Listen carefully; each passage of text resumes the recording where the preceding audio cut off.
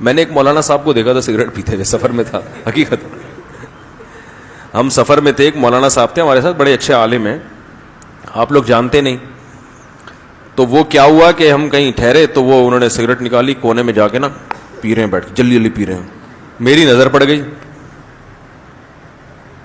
تو میں نے ایسا کر دیا جیسے مجھے پتا چلا ہی نہیں. بھائی ان کا ذاتی معاملہ ہے, نہیں پینی چاہیے, غلط چیز ہے, لیکن اب سگریٹ پینا اتنا برا نہیں ہے جتنا میں جا کے بتاؤں مجھے پتا چل گیا, میں نے دیکھ لیا. جیسے بچے نہیں ہوتے, بچے ایسے ہی کر رہے ہوتے ہیں نا, میں نے تو دیکھ لیا. وہ میں بھی یہ کہہ سکتا تھا, میں جا کے کہہ سکتا میں نے سگریٹ پیتے ہوئے آپ کو دیکھ لیا, آپ اتنے بڑے عالم ہو, آپ سگریٹ پی رہے ہو, شرم نہیں آتی؟ یہ تو بازاری لوگ یہ کام کرتے ہیں بھائی, یہ تو ایسے ہی وہ ڈبو اسنوکر والے کر رہے ہوتے ہیں. ہم نے دیکھا, ہم کنی کترا کے نکل گئے جیسے ہمیں پتہ ہی نہیں.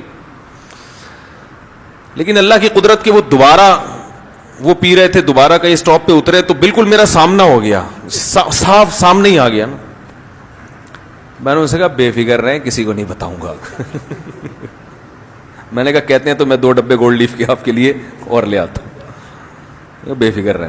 اب آپ بتاؤ, میں ان کو جا کے کہتا, وہ مجھ سے عمر میں بڑے, مرتبے میں بڑے, بھائی بس دیکھ لیا تو دیکھ لیا, میں نے تسلی دے دی, آپ بے فکر رہے, میں کسی کو نہیں بتاؤں گا. اب آپ کہہ سکتے ہیں آپ نے روکا کیوں نہیں, آپ اتنے بڑے عالم ہیں, مجھے یوں کہنا چاہیے تھا, آپ اتنے بڑے عالم ہیں, آپ سگریٹ پیتے ہیں.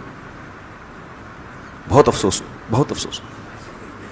اس کے دل میں آئے گا, بے بھائی تو کیا میرا باپ ہے؟ اور دوسرا, یہ سب کو پتا ہے کہ بری چیز ہے, یا تو پتا نہ ہو, مسئلہ معلوم نہ ہو, میں بتاؤں دیکھو کتابوں میں لکھا ہوا بری چیز ہے, ہمیں پتا ہے, ان کو پتا بھی ہے.